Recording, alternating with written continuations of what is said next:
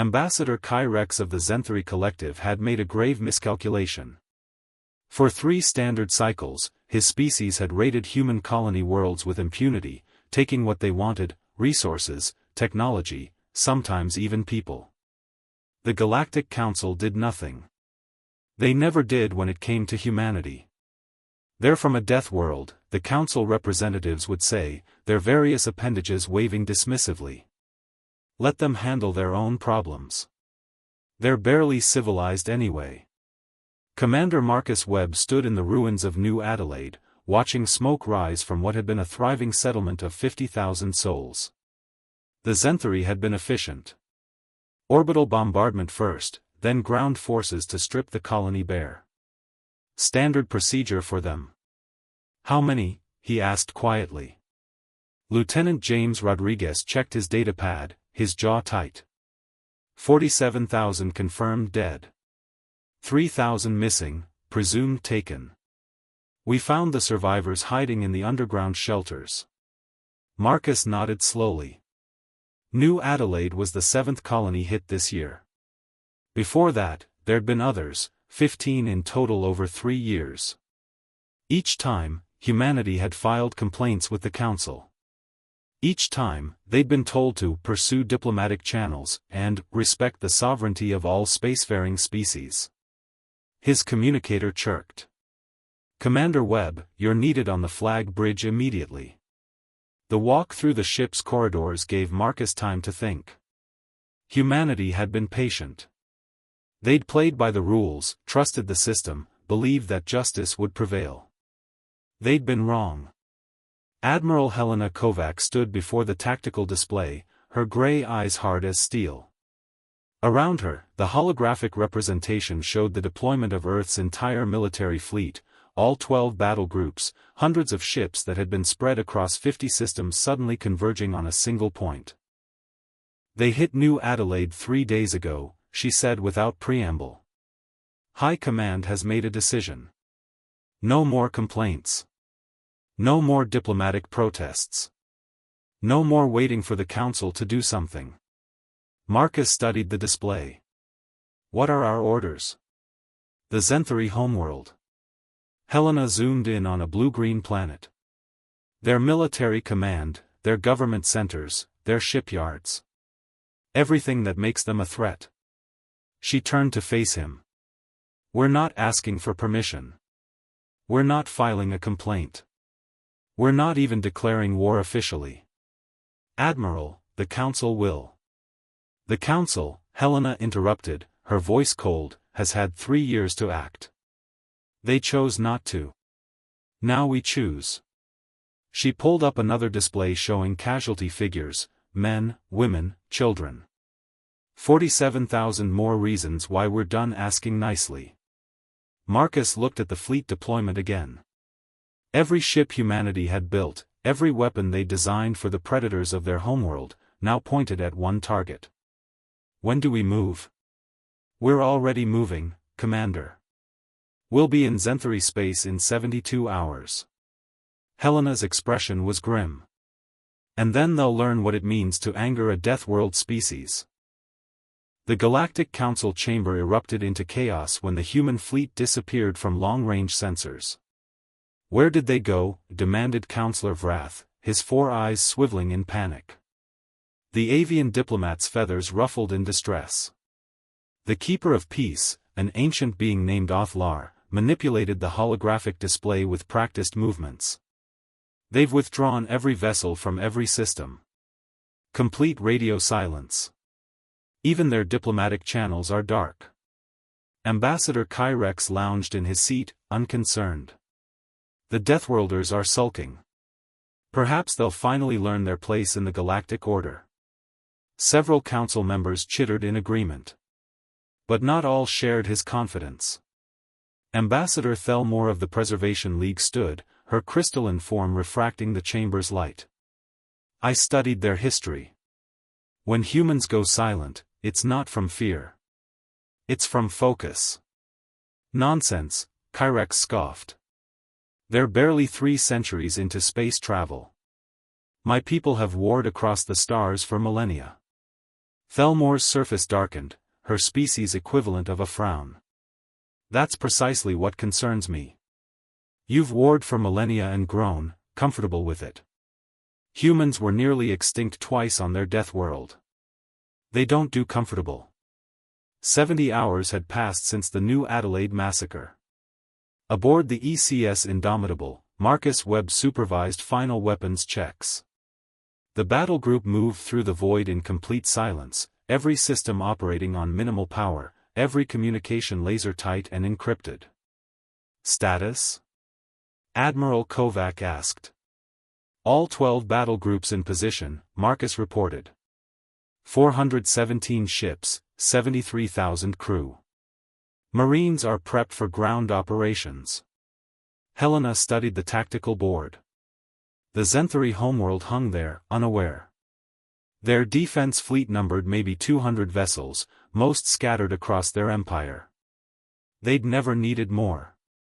The Council had always protected them. Intelligence confirms the Zenthari High Command is in session, Marcus continued. They're discussing which human colony to raid next. A grim smile crossed Helena's face. How thoughtful of them to gather in one place. She activated the ship-wide communications. All hands, this is Admiral Kovac. In 15 minutes, we drop out of FTL at the Zenthari homeworld. Our mission is simple, remove their ability to threaten human worlds. Ever. She paused, letting that sink in.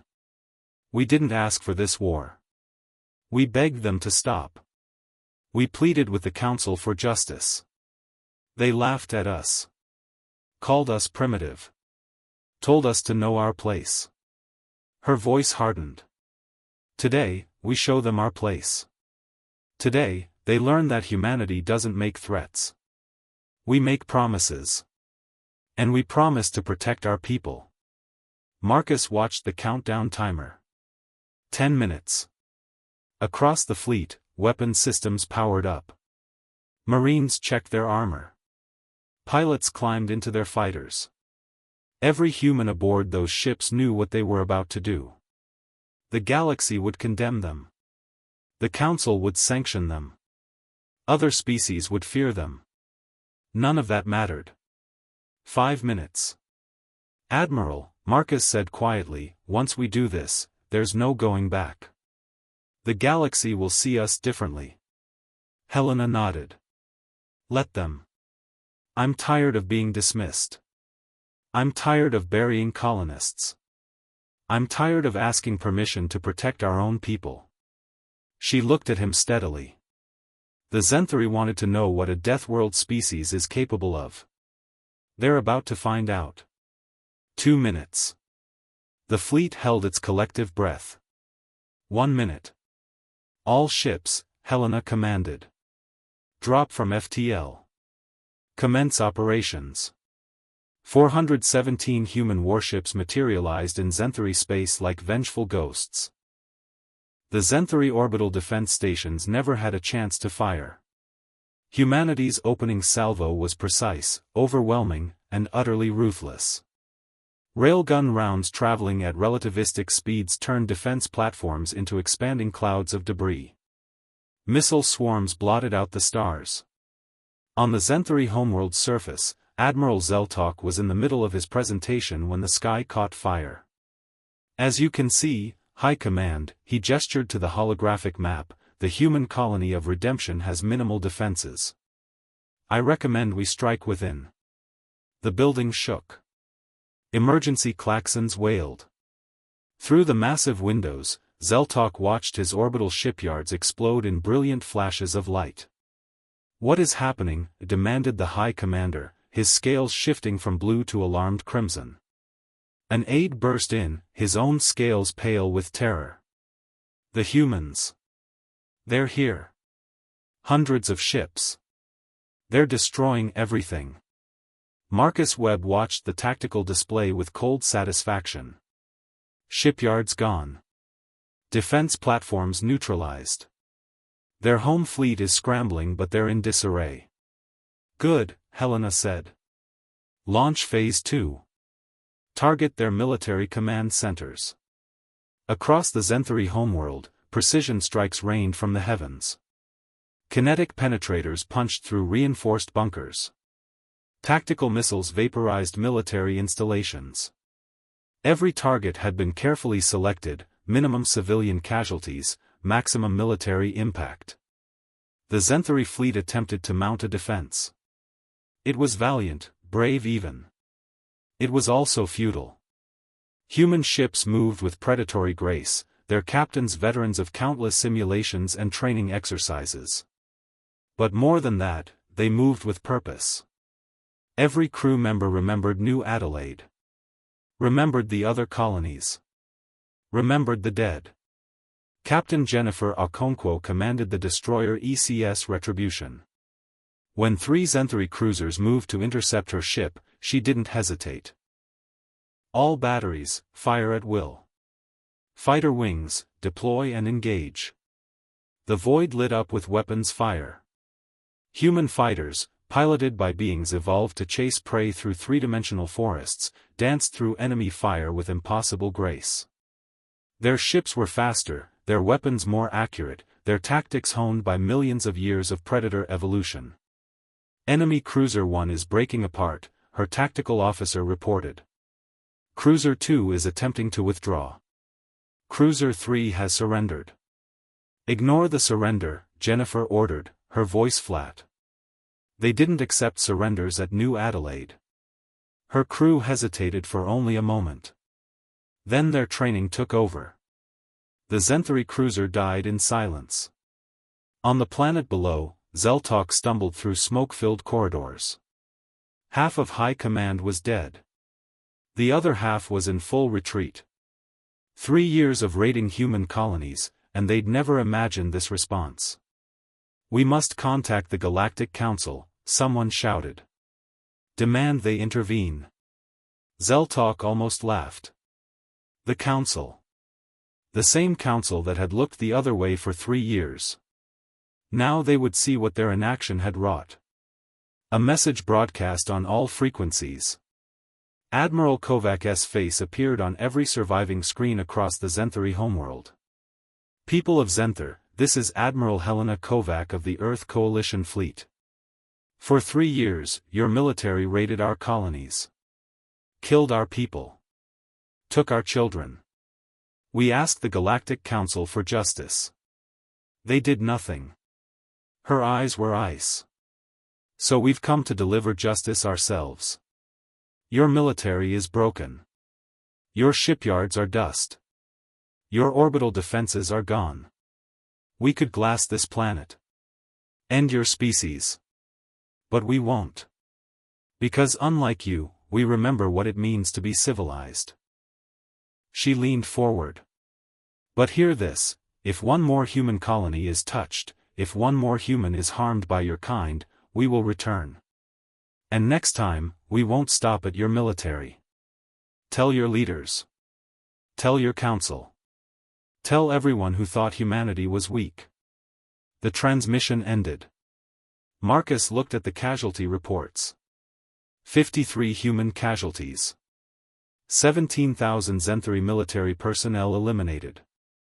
Their entire war machine crippled in 6 hours. The Galactic Council reconvened in emergency session exactly 12 hours after the attack. The chamber, usually filled with diplomatic pleasantries and bureaucratic procedure, crackled with tension. "This is an outrage." Ambassador Kyrex's voice echoed through the hall. "An unprovoked attack on a sovereign world. The humans must be sanctioned immediately." Thelmore's crystalline form pulsed with barely contained anger. "Unprovoked? Your species raided 15 human colonies over 3 years. Killed over 60,000 civilians. This council did nothing." "That's different," Vrath interjected. "Those were isolated incidents." 15 incidents. The voice came from the chamber entrance. Admiral Helena Kovac strode in, still wearing her combat uniform, Marcus Webb at her side. No one had invited them. No one stopped them either.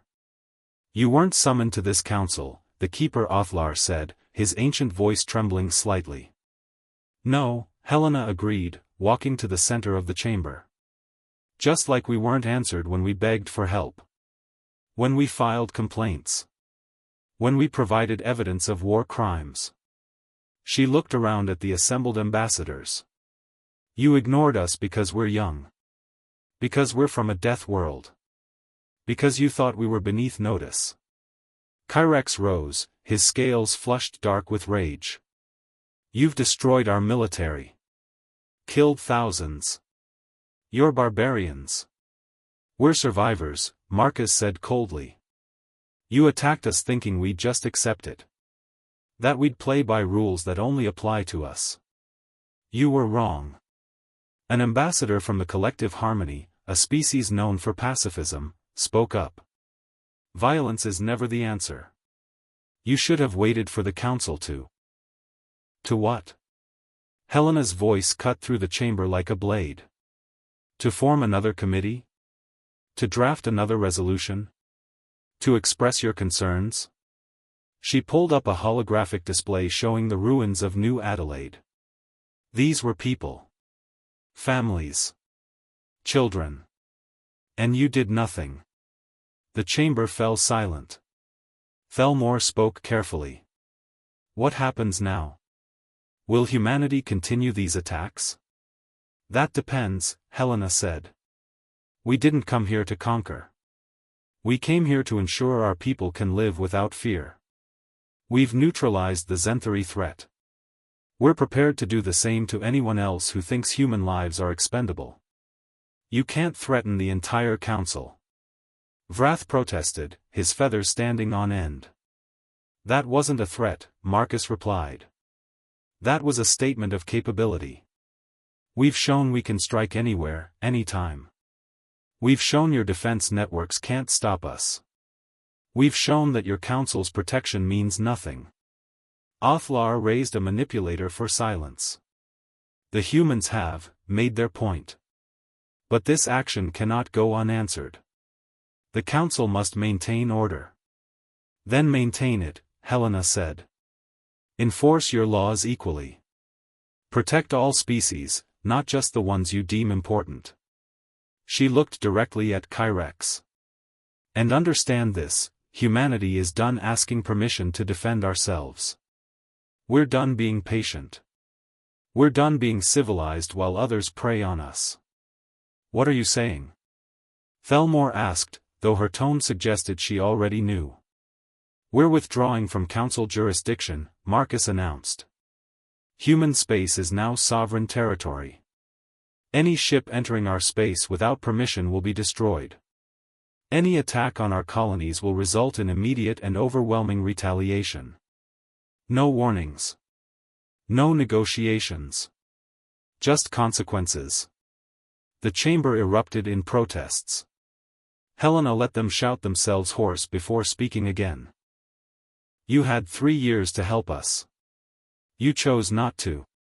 You left us no choice but to help ourselves. She turned to leave, then paused. Oh, and one more thing. We've shared our sensor logs with every species in the galaxy. Let them see what the Zenthari did. Let them see how the council responded. Let them decide for themselves if we were wrong.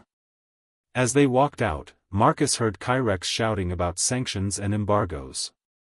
Will they try to enforce it? He asked Helena quietly. She smiled grimly. They can try. 3 months after the Zenthari strike, human space had transformed into a fortress. Commander Webb stood on the observation deck of Firebase Sentinel, one of 50 new military installations positioned along the borders of human territory. Each station bristled with weapons, housed a full battle group, and served as a very clear message: this far, no further. Perimeter scan complete, reported Lieutenant Rodriguez. 73 ships detected in neutral space. All maintaining minimum safe distance. Species identification? Traders mostly. Silith merchant convoy, Vorton cargo haulers, a few independent prospectors. No military vessels. No Zenthari. Marcus nodded. The Zenthari Empire had fragmented after the attack. Civil wars, coup attempts, and the dissolution of their military command had left them scrambling just to maintain order. Several of their client species had declared independence. The galaxy's balance of power had shifted overnight. Commander, incoming transmission. It's from Ambassador Thelmore. Marcus accepted the call. The crystalline ambassador's form appeared in holographic projection. Commander Webb. I hope I'm not disturbing you. Ambassador. What can I do for you? I wanted to inform you that the Council has officially censured humanity for the Zenthari action. Economic sanctions, travel restrictions, the usual political theater. She paused. I voted against it, for what that's worth. Thank you, Marcus said sincerely.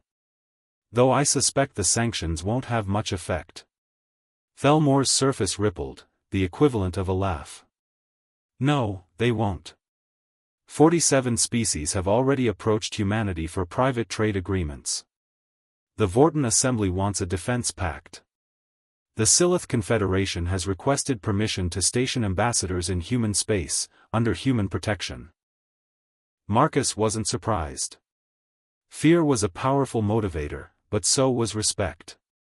Humanity had proven they could protect themselves. Others wanted that protection too. The galaxy's changing, Commander. Your actions force that change. Some species see you as saviors. Others as conquerors in waiting. But no one dismisses you anymore. After the call ended, Marcus returned to watching the void.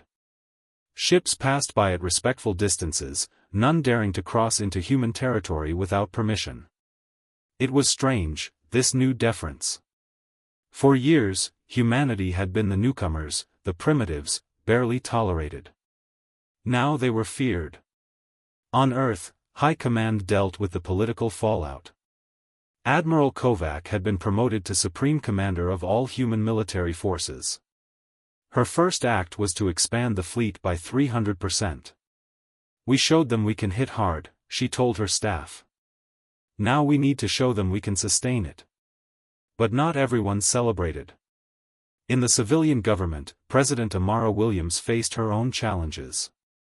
The Council's sanctions are hurting our economy, her economic advisor warned. Several corporations dependent on galactic trade are struggling. Then they'll adapt, Amara replied.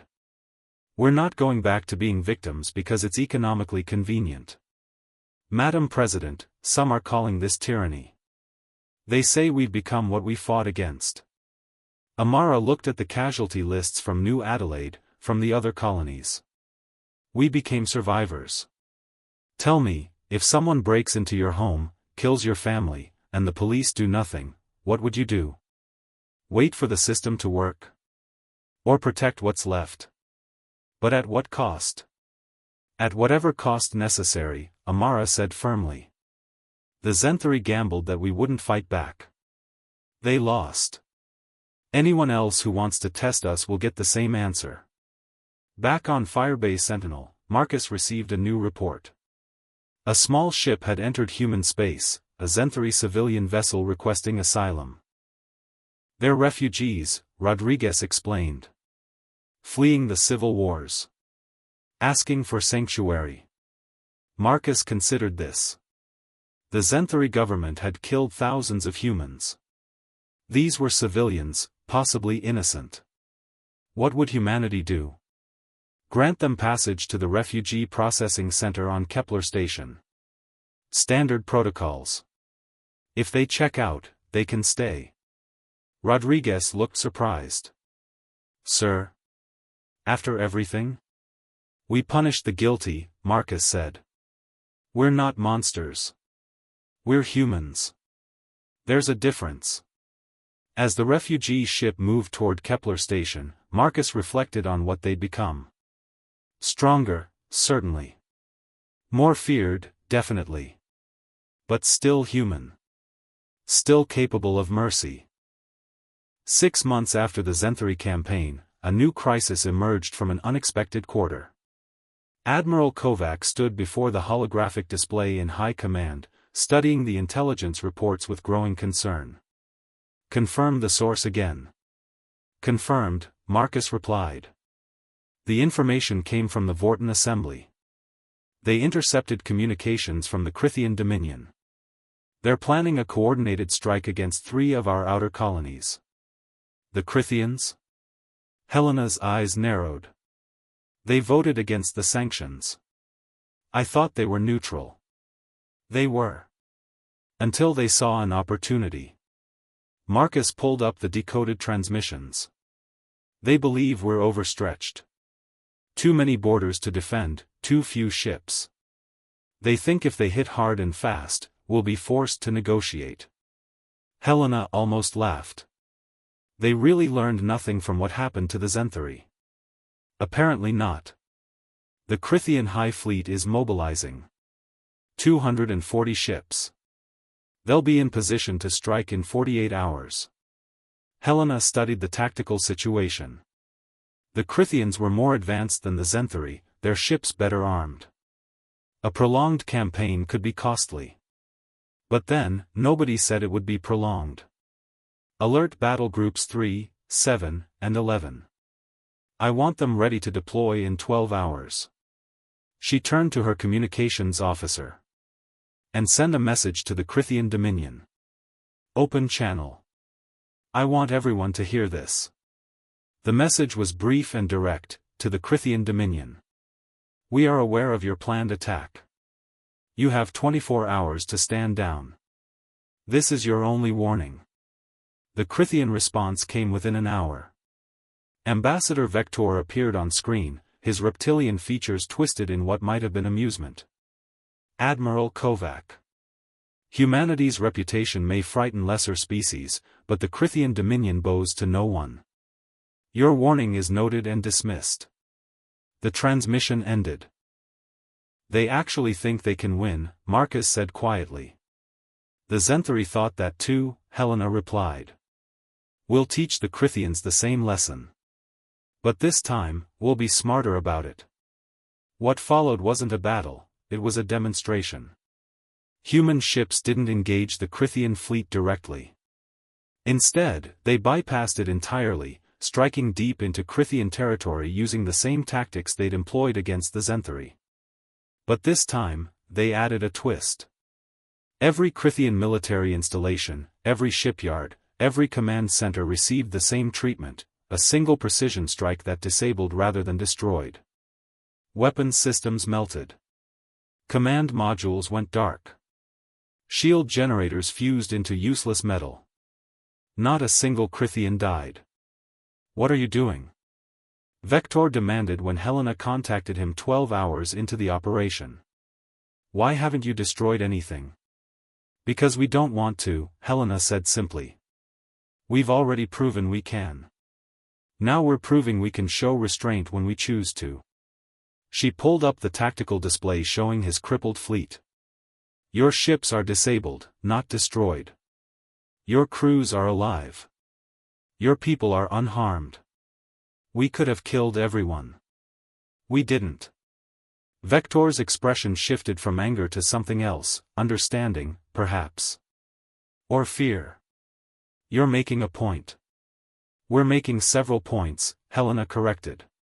1. We can defeat anyone who attacks us. 2. We prefer not to kill when we don't have to. 3. Anyone who tests us anyway will regret it. And 4, she leaned forward, we're done playing defensive.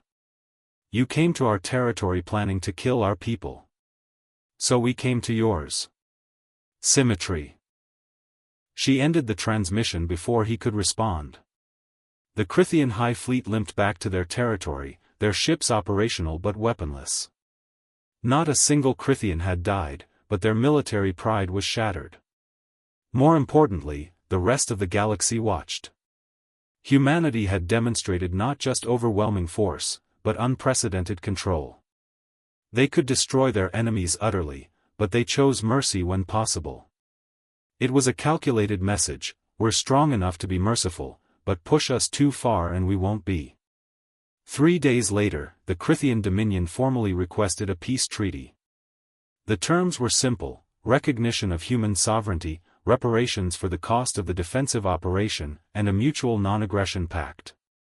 "They're offering us full trade rights too," Marcus noted, reading the proposal. "And asking if we'd be interested in a technology exchange." Helena smiled slightly. "From enemies to trading partners in less than a week. That might be a record. Do we accept?" "We accept the peace and the non-aggression pact. The rest we can negotiate later." She looked at him seriously. "We need to be careful, Marcus. Every victory makes the next fight more likely. Species will keep testing us until they accept the new reality. Or until they stop seeing us as conquerors." "We're not conquerors." "No," Marcus agreed. "But we are conquerors of our fear." 1 year after New Adelaide, Commander Marcus Webb returned to the rebuilt colony for its rededication ceremony. The settlement had risen from the ashes, larger and more fortified than before. A massive monument stood in the central plaza, 47,000 names carved into black stone, one for each life lost. Survivors and families gathered to remember. President Williams gave the keynote address. "We built this monument not as a celebration of war, but as a reminder of why we fought. These names represent people who deserve to live in peace. They were denied that. We ensured no one else would be." Marcus stood with Admiral Kovac in the crowd. Around them, Marines in dress uniform stood at attention. Many had fought in the Zenthari campaign. All remembered why they'd fought. "Do you think it was worth it?" Marcus asked quietly. "Everything we did. Everything we became." Helena was silent for a moment. "Ask them." She gestured to the colonists rebuilding their lives, children playing in parks that hadn't existed a year ago, ships coming and going without fear. "We're not universally loved," she continued. "The Council still calls us warmongers. Some species won't trade with us. We've made enemies." She paused. "But our colonies are safe. Our people can live without fear. That was always the mission." Marcus nodded. In the year since the Zenthari attack, humanity had fought 3 defensive wars. Each had been swift, decisive, and carefully measured. The galaxy had learned that humanity wouldn't start fights, but they would end them. More importantly, something else had changed. Smaller species, those who'd been preyed upon by stronger neighbors, had begun seeking human protection. The Federation of Minor Worlds had formed, with humanity as guarantor of their security. Trade flourished. Technology was shared. Slowly, carefully, a new order was emerging from the ashes of the old. Ambassador Thelmore approached them after the ceremony. "I wanted you to know, the Council voted today. They're officially recognizing human sovereignty and lifting the sanctions." "What changed their minds?" Marcus asked. "Reality," Thelmore said simply. 47 species now have defense agreements with humanity. Trade through human space exceeds Council trade routes. You've become the stability the Council claimed to provide but never did. Her crystalline form pulsed thoughtfully. You forced the galaxy to evolve. Not through conquest, but through proving you could protect those who couldn't protect themselves. After she left, Helena and Marcus walked through the rebuilt streets of New Adelaide. Colonists nodded respectfully as they passed. Children, too young to remember the attack, played without knowledge of the fear their parents had felt. "Admiral," a voice called out. An elderly woman approached, tears in her eyes. "I lost my family in the attack. My daughter. Her children." She grasped Helena's hand. "Thank you for making sure no one else has to lose what I lost." Helena could only nod, unable to speak past the sudden tightness in her throat. That evening, Marcus and Helena stood on the Memorial Plaza, watching the sun set on New Adelaide. The names on the monument glowed softly in the fading light. They called us Deathworlders, Marcus said. Made it sound like a weakness. Like we were primitives who'd barely escaped our violent planet. They were half right, Helena replied. We are from a death world. A planet that tried to kill us at every turn. But they misunderstood what that meant. She looked at the monument. It didn't make us mindlessly violent. It made us survivors. It taught us when to fight, when to show mercy, and when to draw a line and say, no further. Do you think the violence is over? No, Helena said honestly. There will always be someone who thinks they can test us. Someone who sees mercy as weakness. We'll have to remind them they're wrong. She smiled slightly. But there will also be more species seeking protection, more alliances formed, more children growing up safe. That's what we fought for. That's what we'll keep fighting for. Marcus looked at the stars beginning to appear in the darkening sky. Somewhere out there, human ships patrolled the borders. On dozens of worlds, human marines stood guard. In hundreds of systems, human diplomats forged alliances and built relationships. The galaxy had changed. Humanity had changed it. Not through conquest or domination, but through a simple refusal to be victims anymore. The Deathworlders' patience ran out, Marcus said softly. And the galaxy learned to respect that. No, Helena corrected, reading the names on the monument one last time. The galaxy learned that patience has limits. And consequences have teeth. They stood in silence as the first stars emerged, watching over the world they'd saved, ready for whatever challenges tomorrow would bring.